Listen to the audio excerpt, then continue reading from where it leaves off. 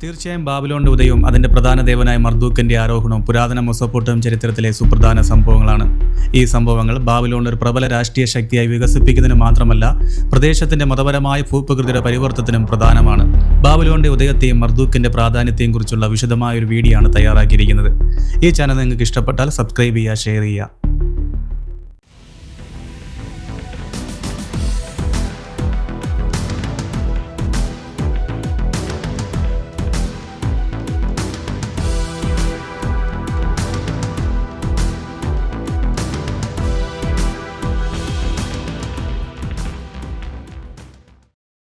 ബാബിലോണിന്റെ ഉദയത്തിനു മുമ്പ് മെസൊപ്പൊട്ടേമിയ, ഉറുക്ക്, ഊർ, ലഗാഷ് തുടങ്ങിയ ശക്തമായ നഗര സംസ്ഥാനങ്ങളുടെ ആസ്ഥാനമായിരുന്നു. ടൈഗ്രീസ്, യൂഫ്രട്ടീസ് നദികൾക്കിടയിലുള്ള ഫലപുഷ്ടിയായ സമതലങ്ങളിൽ സ്ഥിതി ചെയ്യുന്ന ഈ നഗരങ്ങൾ സംസ്കാരത്തിന്റെയും മതത്തിന്റെയും രാഷ്ട്രീയ അധികാരത്തിന്റെയും കേന്ദ്രങ്ങളായിരുന്നു. ഓരോ നഗര സംസ്ഥാനത്തിനും അതിൻ്റെതായ രക്ഷാധികാരി ദേവതയായിരുന്നു. ഈ പ്രദേശത്ത് ആധിപത്യം പുലർത്തിയ സുമേറിയക്കാർ ദേവന്മാരുടെയും ദേവതകളുടെയും സങ്കീർണമായ ഒരു ദേവാലയം വികസിപ്പിച്ചെടുത്തു. തെക്കൻ അയൽവാസികളുമായി താരതമ്യപ്പെടുത്തുമ്പോൾ ബാബിലോൺ യഥാർത്ഥത്തിൽ ചെറുതും താരതമ്യ നിസാരവുമായ ഒരു നഗര സംസ്ഥാനമായിരുന്നു. അക്കാഡിയൻ സാമ്രാജ്യത്തിന്റെ കാലത്ത് BC 2300 സ്ഥാപിതമായ ബാബിലോൺ പിന്നീട് പ്രസിദ്ധമായിരുന്നില്ല. അതൊടുവിൽ പ്രധാനപ്പെട്ട വ്യാപാര വഴികളും വിഭവങ്ങളും നിയന്ത്രിക്കാൻ തുടങ്ങി. സെമറ്റിക് സംസാരിക്കുന്ന ഒരു ജനവിഭാഗമായ അമേറിയ 2000 BC തെക്കൻ മെസൊപ്പൊട്ടേമിയയിലേക്ക് നുഴഞ്ഞുകയറാൻ തുടങ്ങി.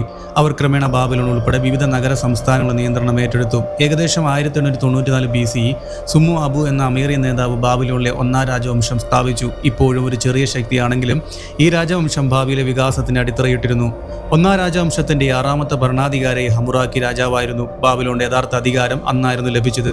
മിടുക്കനായ സൈനിക നേതാവും ഭരണാധികാരിയുമായ ഹമുറാക്കി ഊർക്ക്, ഈസിൻ, ലാർസ തുടങ്ങിയ പ്രധാന നഗരങ്ങൾ കീഴടക്കി. മെസൊപ്പൊട്ടേമിയയുടെ ഭൂരിഭാഗവും അദ്ദേഹം ബാബിലോണിന്റെ നിയന്ത്രണത്തിലാക്കി.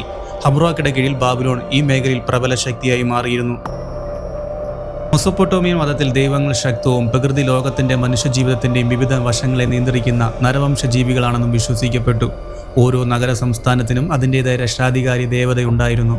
ഈ ദൈവങ്ങൾ തമ്മിലുള്ള ബന്ധം നഗരങ്ങൾ തമ്മിലുള്ള രാഷ്ട്രീയ ബന്ധങ്ങളെ പ്രതിഫലിപ്പിച്ചു. ആദ്യകാലങ്ങളിൽ നിപ്പൂരിലെ കൊടുങ്കാറ്റ് ദേവനായ എലൻ, ഉറുക്കിന്റെ ആകാശദേവനായ അനു തുടങ്ങിയ ദേവതകൾ ഏറ്റവും ആദരണീയരായിരുന്നു. മർദൂക്ക് യഥാർത്ഥത്തിൽ ഇടിമന്നലോടും കൃഷിയോടും ബന്ധപ്പെട്ട താരതമ്യേന ചെറിയ ദൈവമായിരുന്നു. എന്നിരുന്നാലും ബാബിലോൺ അധികാരത്തിൽ വളർന്നപ്പോൾ മർദൂക്കിന്റെ പദവിയും വർദ്ധിച്ചു. ബാബിലോണിയക്കാർ മർദൂക്കിനെ പരമോന്നത ദേവനായി ഉയർത്തി തുടങ്ങി. പഴയതും കൂടുതൽ സ്ഥാപിതവുമായ ദേവതയേക്കാൾ പോലും മർദൂക്കിന്റെ ഈ ഉയർച്ച മെസൊപ്പൊട്ടേമിയ ബാബിലോണിന്റെ വളർന്നുവരുന്ന രാഷ്ട്രീയ സൈനിക ആധിപത്യത്തെ പോലും പ്രതിഫലിപ്പിച്ചിരുന്നു. മെസൊപ്പൊട്ടേമിയ മതത്തിൽ ബാബിലോൺ നഗരത്തിന്റെ പ്രധാന ദൈവവും ബാബിലോണിയുടെ ദേശീയ ദൈവവുമായ മർദൂക്ക് ആ നിലയ്ക്ക് തന്നെ വളർന്നു വന്നു. അവൻ ഒടുവിൽ കേവലം ബെൽ അല്ലെങ്കിൽ പ്രഭു എന്ന് വിളിക്കപ്പെട്ടു.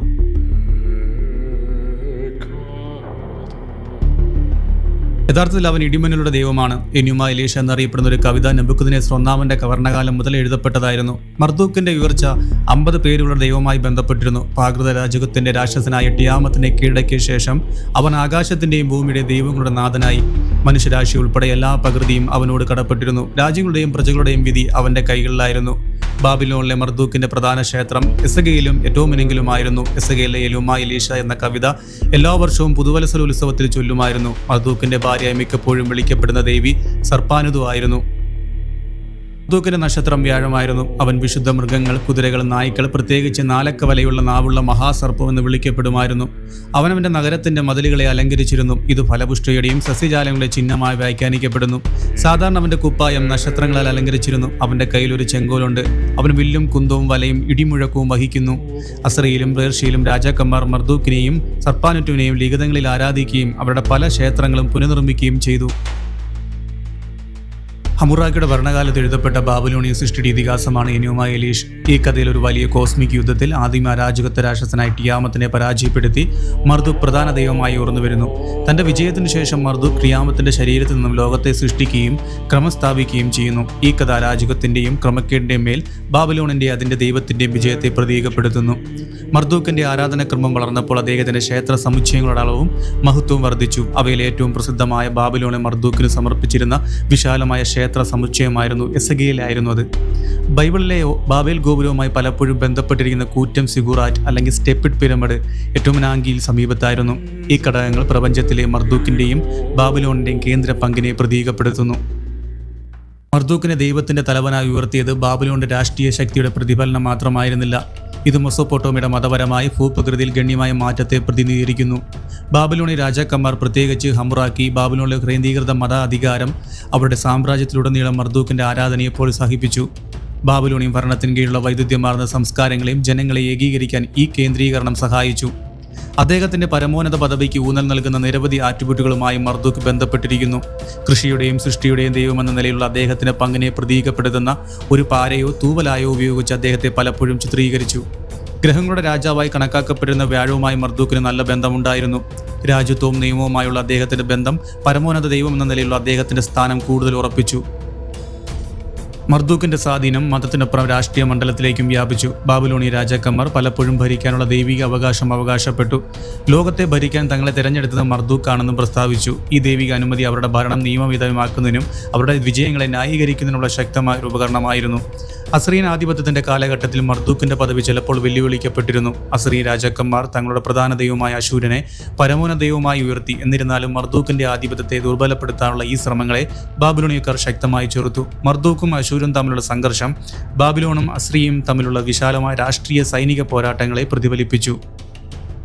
നിയോ ബാബിലോണി സാമ്രാജ്യം BC 626-539 നെബൂഖദ്നേസർ രണ്ടാമനെ പോലുള്ള രാജാക്കന്മാരുടെ കീഴിൽ ബാബിലോണി ശക്തിയുടെ പുനർജീവനം കണ്ടു. ഈ കാലയളവിൽ മർദൂക്കിന്റെ ആരാധന പുതിയ ഉയരങ്ങളിലെത്തി. നെബൂഖദ്നേസർ രണ്ടാമൻ ബാബിലോണിയൻ പുനർനിർമ്മാണം ഉൾപ്പെടെയുള്ള നിർമ്മാണ പദ്ധതികൾ ആരംഭിച്ചു. ബാബിലോണിന് സമൃദ്ധിയും ശക്തിയും നൽകിയ ദൈവമായാണ് മർദൂക്ക് ആഘോഷിക്കപ്പെട്ടത്.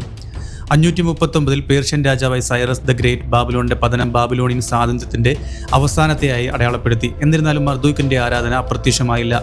ദൈവിക രാജ്യത്വത്തിന്റെ പാരമ്പര്യം തുടർന്നുകൊണ്ട് മർദൂക്ക് തിരഞ്ഞെടുത്ത ഒരു വിമോചകനായി സൈറസ് സ്വയം അവതരിപ്പിച്ചു. പിൻകാല ഗ്രീക്ക് സ്വാധീനങ്ങൾ ഈ പ്രദേശത്തുകൂടി വ്യാപിച്ചപ്പോഴും മർദൂക്ക് ഒരു പ്രധാന ദൈവനായി തുടർന്നു. മർദൂക്കിന്റെ സ്വാധീനം മെസൊപ്പൊട്ടേമിയയുടെ അതിർത്തിക്കപ്പുറത്ത് വ്യാപിച്ചു. സ്വഭാവ സവിശേഷതകളും കഥകളും പ്രദേശത്തെ മറ്റു സംസ്കാരങ്ങൾ സ്വീകരിച്ചു. ഉദാഹരണത്തിന് ലെവന്റിലും പേർഷ്യയിലും സമാനമായ ദേവതകളുടെ വികാസത്തെ മർദൂക്കിന്റെ രൂപം സ്വാധീനിച്ചു. അദ്ദേഹത്തിന്റെ കഥ മറ്റ് സമീപ കിഴക്കൻ പുരാണങ്ങളുമായി സാമ്യം പങ്കിടുന്നു. ഇത് വിശാലമായ സാംസ്കാരിക വിനിമയത്തെ സൂചിപ്പിക്കുന്നു. മഹാനായ അലക്സാണ്ടറിന്റെ അധിനിവേശത്തെ തുടർന്ന് ഹെലനിസ്റ്റിക് സംസ്കാരത്തിന്റെ വ്യാപനത്തോടെ മർദൂക്കിന്റെ ആരാധന ഉൾപ്പെടെയുള്ള പരമ്പരാഗത മെസൊപ്പൊട്ടേമിയൻ മതങ്ങൾ കുറയാൻ തുടങ്ങി. ഗ്രീക്ക് ദേവതകളും ആചാരങ്ങളും കൂടുതൽ പ്രബലമായി തീർന്നു. ബാബിലോണിൽ തന്നെ നശിച്ചുപോയി. പുതുയുഗത്തിന്റെ ആദ്യ നൂറ്റാണ്ടിൽ മർദൂക്കിന്റെ ക്ഷേത്രങ്ങൾ ഉപേക്ഷിക്കപ്പെട്ട നിലയിൽ കണ്ടെത്തി. ആരാധനാക്രമം അവ്യക്തമായി തുടരുന്നു.